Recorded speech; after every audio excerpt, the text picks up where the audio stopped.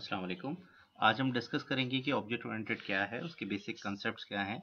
Specially जब आप university में पढ़ रहे होते हैं तो उस वक्त जो कंसेप्ट्स आपको दिए जाते हैं तो वो आपको नहीं समझ आ रहे होते हैं। तो यहाँ पर हम डिस्कस करेंगे ऑब्जेक्ट ओरिएंटेड को इन डिटेल में, उसके बेसिक कंसेप्ट्स को। चले देखते हैं ऑब्जेक्ट ओरिएंटेड क्या है। ऑब्जेक्ट ओरिएंटेड में ये होता है कि आपके पास एक क्लास होती है और एक ऑब्जेक्ट होता है। इन दो चीज़ों की मदद से जो है आप ऑब्जेक्ट ओरिएंटेड को अंडरस्टैंड करते हैं। यानी आपके पास एक क्लास होती है जिसमें आपका एक पूरा स्ट्रक्चर होता है और ऑब्जेक्ट जो होती है वो उसकी इनिशियलाइजेशन होती है। ऑब्जेक्ट ओरिएंटेड के अंदर बहुत सारी चीज़ों से वास्ता पड़ेगा, जिसमें ऑब्जेक्ट होगा, क्लास होगा, इनहेरिटेंस होगा, पॉलीमॉर्फिज्म होगा, एब्स्ट्रक्शन होगी और इनकैप्सुलेशन होगी। क्लास क्या होती है? क्लास जो होती है वो कलेक्शन ऑफ मेथड्स और वेरिएबल्स होती है। अगर आप ये देखिए, ये क्लास बनी हुई है ए और इसके अंदर इंटीजर आई बना हुआ है, तो ये आपके पास एक वेरिएबल बना हुआ है। और इसी तरीके से नीचे एक फंक्शन बना हुआ है, पब्लिक वॉइड माई फंक्शन। तो ये जो मेरा फंक्शन माई फंक्शन बना हुआ है ये भी एक बेसिकली मेथड है। तो इस तरह एक क्लास में ऑब्जेक्ट्स भी होते हैं, मेथड्स भी होते हैं, वेरिएबल्स भी होते हैं। Classes versus structure. जब क्लासेस इंट्रोड्यूस हुई थी तो उससे पहले स्ट्रक्चर हुआ करते थे। स्ट्रक्चर जो होते थे वैल्यू टाइप्स होते थे, क्लासेस जो होती थी वो रेफरेंस टाइप होती थी। ठीक, तो सी प्लस प्लस के अंदर भी होता था ये, और सी शार्प में जो है वो क्लासेस का कंसेप्ट आ गया था। अच्छा, इन दोनों में फ़र्क ये होता है कि स्ट्रक्चर, अभी हम आगे देखेंगे कि स्ट्रक्चर कैसे डिफाइन होते थे और स्ट्रक्चर्स में क्या क्या होता था और क्लासेस में क्या होता था। बस ये समझ लीजिए कि स्ट्रक्चर जो होते हैं वो वैल्यू टाइप्स होते थे और क्लासेस रेफरेंस टाइप होती थी। ठीक है, उसके अलावा अब आपको पता है कि मेमोरी एलोकेशन और डी एलोकेशन जो होती है वो दोनों चीज़ों में अलग-अलग होती है। यानी जो वैल्यू टाइप्स होती है उसके अंदर मेमोरी डी एलोकेशन अलग तरीके से होती है, और जो क्लासेस टाइप होती हैं उनमें मेमोरी डी एलोकेशन हीप के ज़रिए से होती है। उसके अलावा जो होती है, स्ट्रक्चर जो होते हैं उसके जो वेरिएबल्स होते हैं उन्हीं के अंदर ही वैल्यू पड़ी हुई होती है, जबकि क्लासेस के जो वेरिएबल्स होते हैं वो अपने पास एक्चुअल वैल्यू नहीं रखे होते बल्कि उनकी रेफरेंस वैल्यू रखे होते हैं। क्या मतलब है, इन चीज़ों को हम आगे समझने की कोशिश करते हैं कि किस तरीके से स्ट्रक्चर्स वैल्यू रखता है और किस तरीके से क्लासेस रेफरेंस रखती है। Value type, reference type. ठीक है, नीचे एग्जांपल्स में अगर आप देखें, integer I is equal to 100 और उसके बाद उसमें एक मेमोरी लोकेशन आई हुई है और उसके बाद उसमें 100 पड़ा हुआ है। ठीक है, ये वैल्यू टाइप की एग्जांपल है। जैसे अगर आपके पास मेमोरी में एक आई बना होगा तो आई की एक लोकेशन होगी। ठीक है, उसकी मेमोरी लोकेशन आ रही है 0x239110। ठीक है, और इसी तरीके से आपके पास जो है उस रेफरेंस पे डायरेक्टली वैल्यू पड़ी हुई है। लेकिन अगर आप स्ट्रिंग देखें जो कि एक रेफरेंस टाइप है, उसमें लिखा हुआ है S is equal to hello world, तो आपने देखा कि एस के लिए एक मेमोरी लोकेशन पड़ी हुई है और फिर उसके बाद हेलो वर्ल्ड एक अलग जगह स्टोर है और फिर उसके बाद एस कंटेन करा हुआ है किसी मेमोरी एड्रेस को, नॉट एक्चुअल वैल्यू को। ठीक है, तो ये जो चीज़ होती है ये रेफरेंस टाइप होती है। इस तरह मेमोरी के अंदर, रैम के अंदर वैल्यूज स्टोर हो रही होती है। तो यही फ़र्क होता है बेसिकली। और स्टैक जब मेमोरी में बनता था तो वो इसी तरीके से अपनी वैल्यूज़ को डायरेक्टली स्टोर करता था, और जबकि रेफरेंस टाइप जो होती हैं वो हीप के अंदर बनती हैं। हीप एक एरिया होता है जहाँ पर तमाम की तमाम रेफरेंस टाइप स्टोर हो रही होती है, तो वहाँ पर वो इसी तरीके से उनकी वैल्यूज़ को डायरेक्टली स्टोर नहीं करता बल्कि उनके मेमोरी एड्रेसेस के साथ स्टोर कर रहा होता है। अच्छा, एब्स्ट्रैक्शन क्या होती है? एब्स्ट्रैक्शन ये होती है कि किसी भी क्लास को आपने उसकी जो इनिशियलाइजेशन है वो अगर आप एब्स्ट्रैक्ट बना देते हैं, तो अब इसका मतलब ये है कि आप उसका जो इन्फॉर्मेशन है वो एक तरीके से हाइड कर लेते हैं। ठीक है, और उनकी बैकग्राउंड डिटेल को जो है ना आप हाइड कर लेते हैं। यानी इन ऑब्जेक्ट ओरिएंटेड पैराडाइम में आप इसको समझ सकते हैं कि आप इसकी बैकग्राउंड डिटेल को हाइड कर रहे हैं। अच्छा, एब्स्ट्रैक्शन आपको ये कहती है कि आप जो है वो क्या करना है और किस तरह करना है। तो किस तरह करना है, हाउ टू डू इट, ये आपको हाइड कर देते हैं। वाकई किस क्या चीज़ हो रही है वो चीज़ आप इसमें डिफाइन कर सकते हैं। अब इसमें अगर आप ये देखें कि आप एब्स्ट्रैक्ट का कीवर्ड होता है। एब्स्ट्रैक्शन जो होती है वो एक ऐसा प्रोसेस है जिसमें आप हाइड करते हैं वर्किंग स्टाइल को, और फिर उसके बाद उसकी जो इंफॉर्मेशन होती है वो अंडरस्टैंडेबल मैनर में आप उन्हें दिखाते हैं। ठीक है, मतलब क्या है, मतलब ये है कि जैसे फॉर एग्जांपल आपके पास एक क्लास है, ठीक है, और आप ये चाहते हैं कि उस क्लास के अंदर कोई भी आप मेथड आप डिफाइन करें तो उस क्लास का एब्स्ट्रैक्ट आपने उसे बना दिया है, तो एब्स्ट्रैक्ट बना दिया है, इसका मतलब है कि वो एक ऐसी क्लास हो गई कि उसका ऑब्जेक्ट क्रिएट नहीं हो सकता। ठीक है, अब इसका मतलब है उस क्लास के अंदर जितनी भी चीज़ आप डालेंगे, जो मेंबर फंक्शंस होंगे, वेरिएबल्स होंगे, वो सारी की सारी ड्राइव क्लास में उसका यूज़ बनेगा। ठीक है, क्योंकि जब ऑब्जेक्ट ही नहीं बन सकता उस क्लास का, तो फिर उधर डिफाइन करने का फ़ायदा कुछ नहीं है। तो इसका मतलब ड्राइव क्लासेस के लिए आप बना है। इसी तरीके से जब भी एब्स्ट्रैक्ट क्लास होती है तो ज़रूरी नहीं है उसके सारे मेथड जो है ना वो एब्स्ट्रैक्ट हों। ठीक है, नॉन एब्स्ट्रैक्ट मेथड भी हो सकते हैं। ठीक है, तो जो एब्स्ट्रैक्ट मेथड होंगे वो ड्राइव क्लासेस के अंदर ओवरराइड हो जाएंगे, लेकिन जो नॉन एब्स्ट्रैक्ट मेथड होंगे वो समझ लीजिए उस क्लास के लोकल फंक्शंस होंगे, उनका आगे कोई इस्तेमाल नहीं होगा। ठीक है, वो वैल्यू मैनिपुलेशन और दूसरे कामों के लिए इस्तेमाल हो सकते हैं। तो ये एक एब्स्ट्रैक्शन, एक समझ लें एक जेनेरिक लेयर है जो क्लासेस के ऊपर एक स्ट्रक्चर बनाती है, और फिर उसके बाद उसको ड्राइव क्लासेस में हम इस्तेमाल कर सकते हैं।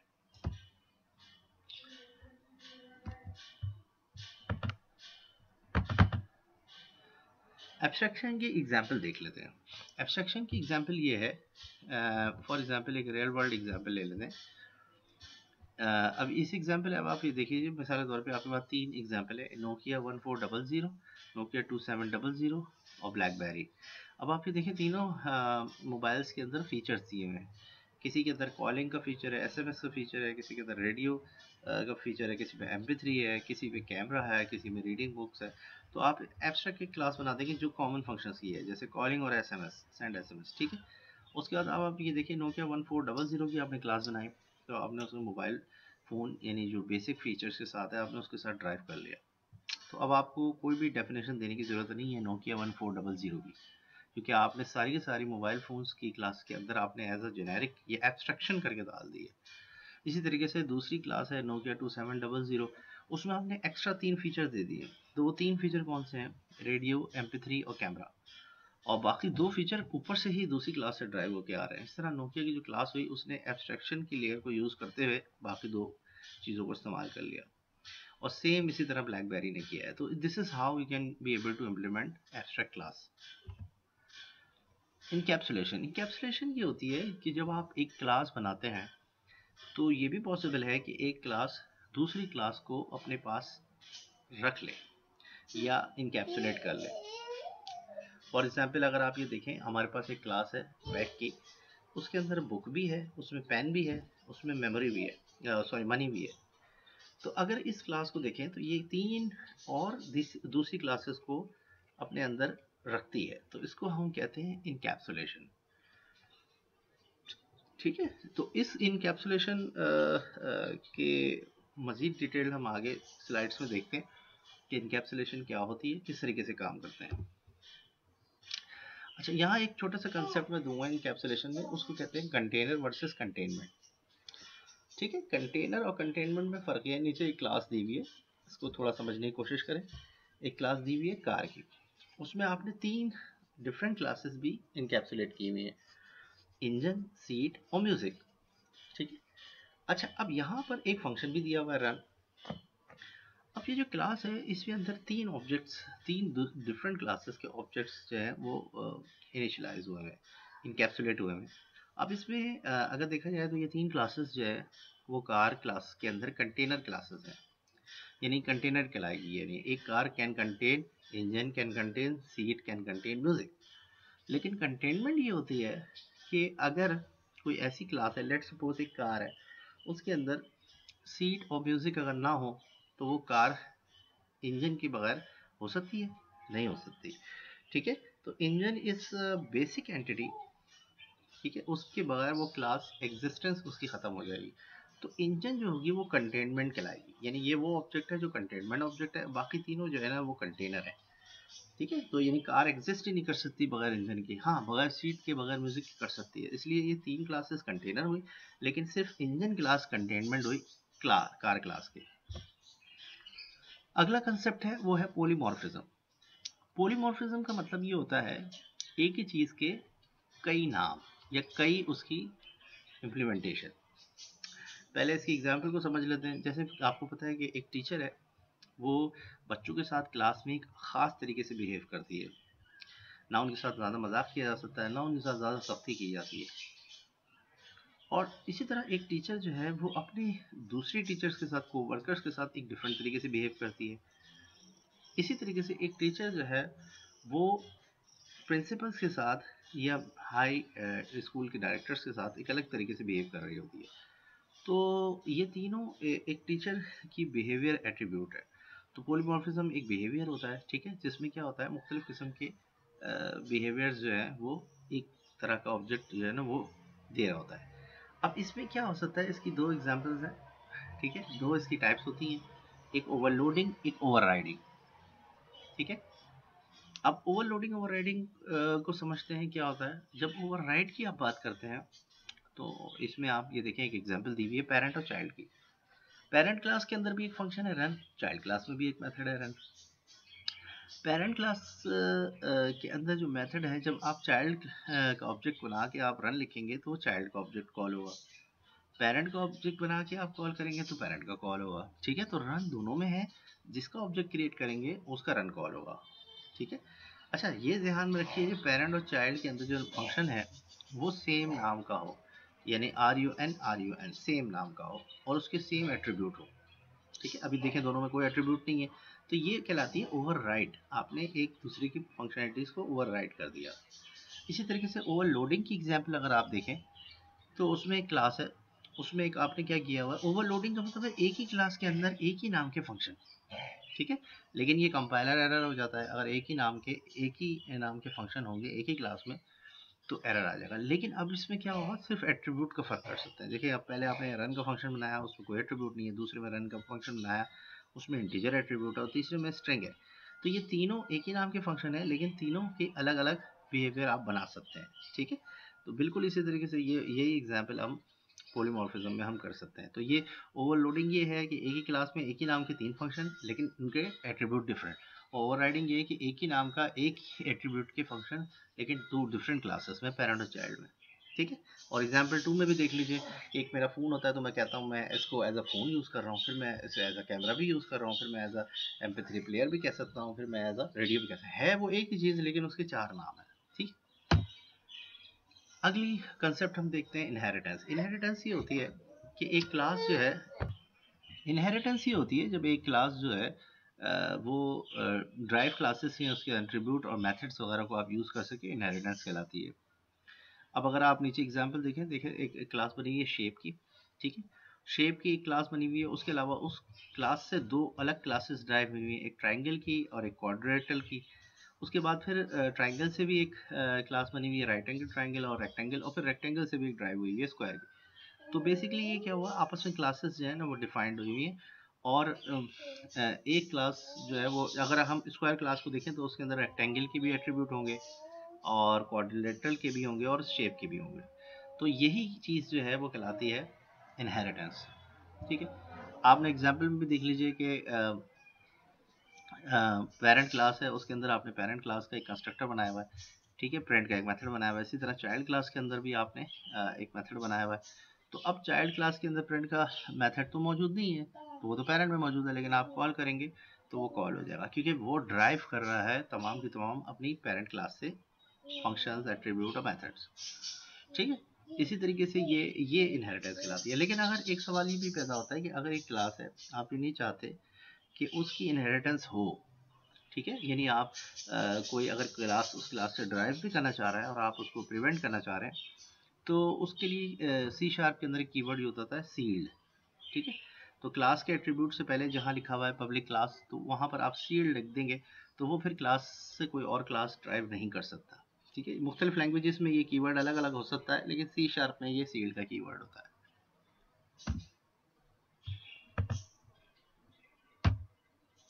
अच्छा, अब अगला कंसेप्ट देखते हैं, वो क्या है, मल्टीपल इनहेरिटेंस।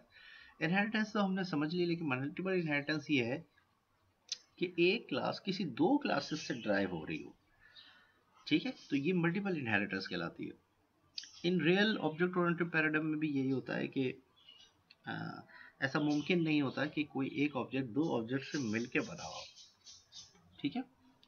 यानी आप पता है कि आप एक इंसान पैदा होता है वो एक औरत से ही पैदा होता है, ठीक है। लेकिन ये नहीं होता कि दो, और उसमें फिर ज़ाहिर है फादर का भी, ज़ाहिर है मदर और फादर के दोनों की कॉम्बिनेशन से होता है, लेकिन ऑब्जेक्ट इनिशियलाइज जो होगा, वो ड्राइव जो होगा, वो किसी एक ही क्लास से होना चाहिए, दो से नहीं हो सकता। ठीक है, तो सी प्लस प्लस के अंदर मल्टीपल इनहेरिटेंस दी हुई थी, लेकिन सी शार्प के अंदर जाके ख़त्म कर दी। तो सी शार्प में जो है वो मल्टीपल इनहेरिटेंस नहीं होती। ठीक है, यहीं पर ये चीज़ भी बताई हुई है कि दो क्लासेस जो है ना, ए बी से ड्राइव होकर तीसरी क्लास बनी हुई है, लेकिन ये दो क्लासेस से मिलकर एक क्लास नहीं बन सकती, बल्कि एक क्लास से ही बनेगी और दूसरे के एट्रीब्यूट उसमें शामिल हो सकते हैं। ठीक है, वो कैसे हो सकते हैं, चलिए आगे देखते हैं। इंटरफेसेस, देखिए ये कंसेप्ट है इंटरफेसेस का। इंटरफेसेस जो होते हैं वो बेसिकली आपको एक तरीके से कॉन्ट्रैक्ट होते हैं इन रियल वर्ल्ड के अंदर, जिसके अंदर आप मेथड्स और तमाम की तमाम डिटेल दे रहे होते हैं। ठीक है, तो आप ये देखें, अगर एक इंटरफेस हमने बनाया हुआ है ए, और उसके अंदर दो मेथड बनाए हुए हैं, माई मेथड 1, माई मेथड 2। इसी तरीके से एक और आपने इंटरफेस बनाया हुआ है बी, जो कि ए से ड्राइव हुआ है, उसमें आपने मेथड 3 दिए हैं। ठीक है, इसका मतलब बी के अंदर 3 मेथड हो गए और ए के अंदर 2 मेथड हो गए।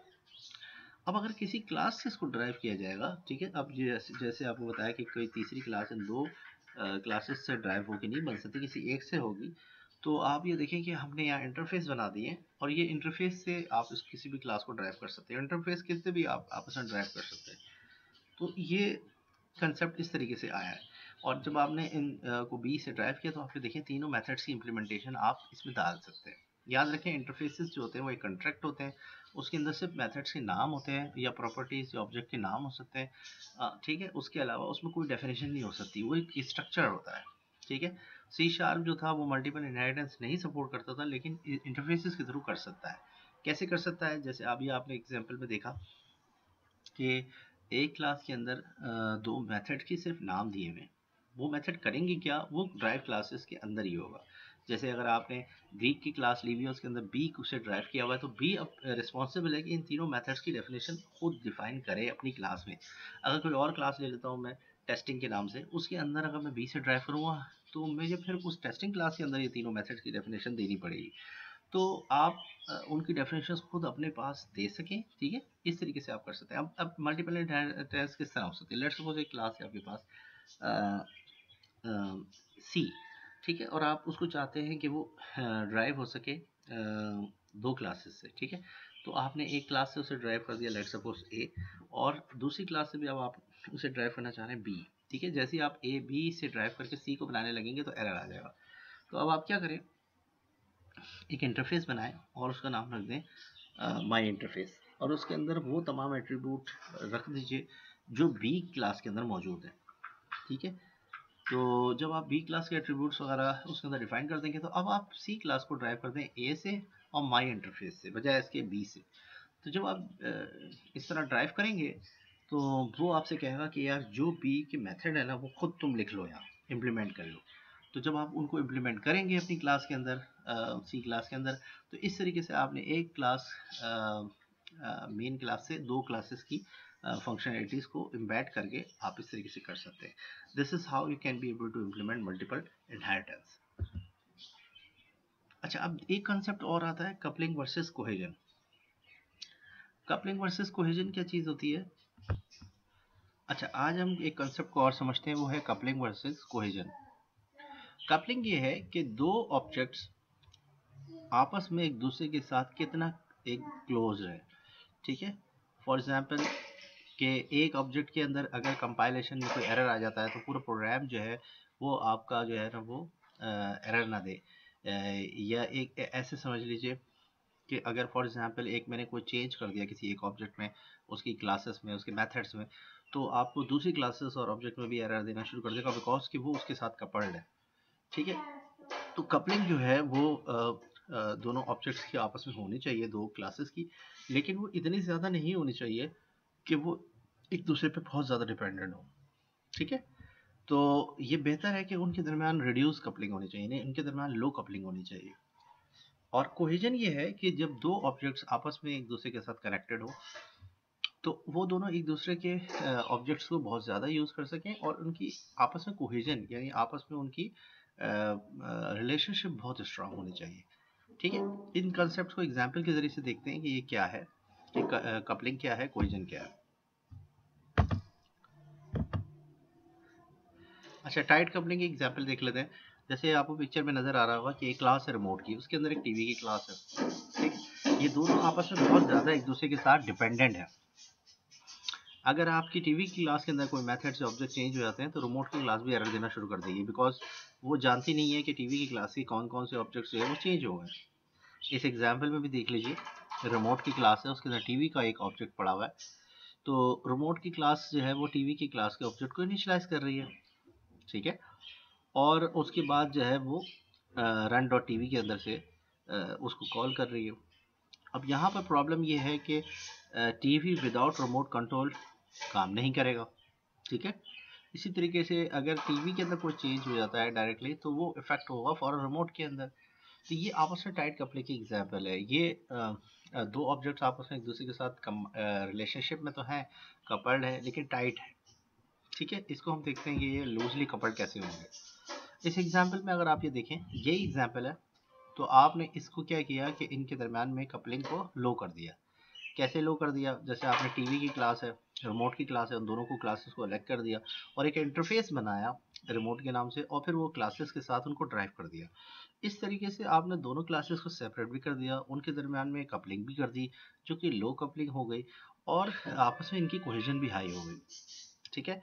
और इससे टेस्टेबिलिटी, कोड की डिपेंडेंसीज ये बहुत ज़्यादा कम हो गई। इसके अलावा गैंग ऑफ फोर प्रिंसिपल्स के थ्रू जो है ना वो आपने इम्प्लीमेंटेशन इसकी कर दी, तो इसके अंदर बहुत ज़्यादा आपको बेनिफिट्स मिलेंगे, ठीक है।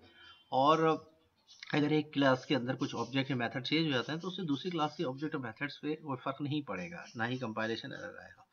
अब इस एग्जांपल में अगर देखें, इंटरफेस का आपने इंटरफेस आई रिमोट के नाम से बनाया, ठीक है। उसके अलावा आपने एक क्लास बनाई रिमोट की, और रिमोट के अंदर आपने रिमोट की तमाम फंक्शनलिटीज़ डाल दी, लेकिन अगर गौर करें तो रिमोट के कंस्ट्रक्टर के अंदर आई रिमोट के नाम से जो है ना वो एक पैरामीटर आपने पास कर दिया, ठीक है।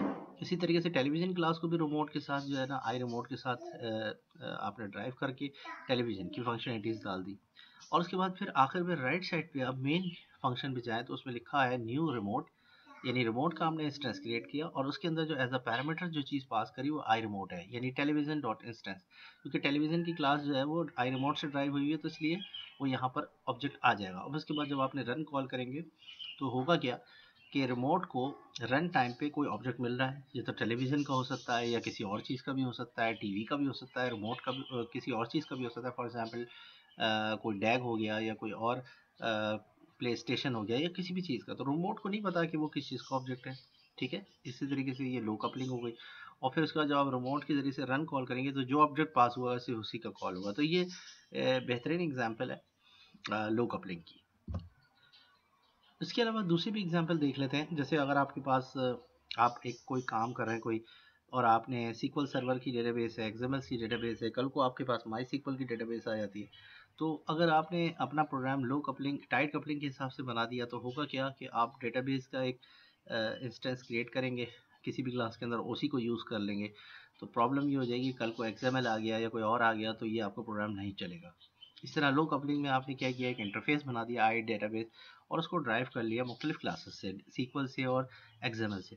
अब आपके पास आई डेटाबेस का जो इंटरफेस है वो किसी भी क्लास के अंदर आराम से जो है ना वो इनिशलाइज हो सकता है, और फिर उसके बाद आप उसकी डिपेंडेंसीज को कम कर सकते हैं, ठीक है। और इस तरीके से आप कल को अगर कोई सीक्वल की जगह माई एसक्यूएल आ गया तो आपका प्रोग्राम ब्रेक नहीं होगा।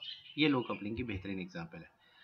उसके अलावा एक और बहुत सवाल है जो कि इंटरव्यू में पूछा जाता है, जिसमें ये चीज़ आपको पता होनी चाहिए कि इंटरफेसेस और एब्स्ट्रैक्ट क्लास के अंदर में फ़र्क क्या है। अच्छा, ये 5-6 फ़र्क हैं। पहला फ़र्क ये है एक्सेस स्पेसिफायर। आपको पता है 3 तरह के एक्सेस स्पेसिफायर हम यूज़ करते हैं, पब्लिक, प्राइवेट और प्रोटेक्टेड, लेकिन उसके अलावा इंटरनल और दूसरे भी होते हैं। तो ये जो एक्सेस स्पेसिफायर होते हैं ये इंटरफेस में होते ही नहीं है, बाय डिफ़ॉल्ट सारे पब्लिक के पब्लिक होते हैं। एब्स्ट्रैक्ट क्लास में ये हो सकते हैं, ठीक है, डिफरेंट किस्म के हो सकते हैं। दूसरा फ़र्क ये है, आपके पास इंटरफेस में सिर्फ और सिर्फ आप किसी भी क्लास की डिक्लेरेशन कर सकते हैं, ठीक है। जैसे कोई मेथड बनाना है तो वो मेथड क्या होगा, उसका नाम क्या होगा, उसके पैरामीटर क्या होंगे, लेकिन वो मेथड करता क्या है वो नहीं डिफाइन कर सकते आप इंटरफेस में। इंटरफेस में सिर्फ उसका सिग्नेचर और मेथड का नाम डिफाइन कर सकते हैं, जबकि एब्स्ट्रैक्ट क्लास के अंदर ऐसा नहीं है। आप चाहे तो अब पूरा फंक्शन डिफाइन कर दें, चाहे तो सिर्फ और सिर्फ उसका डिक्लेरेशन डिफाइन कर दें, ये एक फ़र्क है।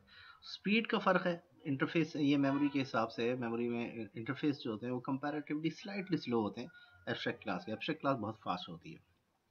इंस्टेंशिएट, दोनों इंस्टेंशिएट नहीं हो सकते, ठीक है, ना एब्स्ट्रैक्ट क्लास होती है ना इंटरफेस होता है। बस एक फ़र्क होता है कि एब्सोल्यूट एब्स्ट्रैक्ट होते हैं, ठीक है, बिल्कुल भी नहीं, किसी भी सूरत में नहीं हो सकते। उसके अलावा फील्ड्स का फ़र्क है, लेकिन ये फ़र्क अभी कुछ दिनों पहले ख़त्म कर दिया गया है। इंटरफेसेस के पास फील्ड नहीं होती, लेकिन आजकल उन्होंने गेटर सेटर के मेथड्स वगैरह बना सकते हैं, नए जो वर्जन सी शार्प के आ गए। एब्स्ट्रैक्ट क्लास में तो पॉसिबल ही नहीं है, ठीक है। तो एब्स्ट्रैक्ट क्लास के अंदर आप फील्ड वगैरह डिफाइन कर सकते हैं और उन फील्ड्स को यूज़ भी कर सकते हैं, चाहे तो डिफाइन करें चाहे तो ना दें। लेकिन इंटरफेस में आप जो है वो अभी तक जो पुराने वर्जन थे उसमें नहीं कर सकते थे, लेकिन अब लेटेस्ट वर्जन जो आ गए हैं उसमें आप फील्ड गेटर सेटर के मेथड डिफाइन कर सकते हैं। उसके अलावा इंटरफेसेस जो होते हैं उसके अंदर जो तमाम के तमाम मेथड होते हैं वो एब्स्ट्रैक्ट होते हैं, ठीक है। उसके अलावा एब्स्ट्रैक्ट क्लास के अंदर नॉन एब्स्ट्रैक्ट मेथड भी होते हैं। मिसाल के तौर पे एक आपने एब्स्ट्रैक्ट क्लास बनाई है, उसके अंदर आपने 6 मेथड बनाए हैं, तो उसमें से आप पॉसिबल है कि आप 2 मेथड जो है ना वो एब्स्ट्रैक्ट बना दें, बाकी 4 मेथड ना बनाएं। तो वो 4 जो मेथड हैं वो ड्राइव क्लासेस के अंदर यूज़ नहीं हो सकेंगे जब तक कि आप उनको ओवरराइड ना करें, ठीक है। तो ओवरराइड सिर्फ और सिर्फ एब्स्ट्रैक्ट मेथड ही हो सकते हैं, बाकी वो जो 2 मेथड हैं, 4 मेथड वो इंटरनली यूज़ हो जाएंगे। तो इस तरीके से इंटरफेस की हर मेथड एब्स्ट्रैक्ट होता है, जबकि एब्स्ट्रैक्ट का हर मेथड एब्स्ट्रैक्ट नहीं होता, ठीक है। ये एक बेसिक। उसके अलावा भी बहुत सारे ज़ाहिर कॉन्सेप्ट हैं। अगर आपको वीडियो अच्छी लगी है तो आप लाइक करें, सब्सक्राइब करें, और अगर कोई आपके सवाल हैं तो आप बता दीजिए कमेंट्स के ज़रिए से। Thank you.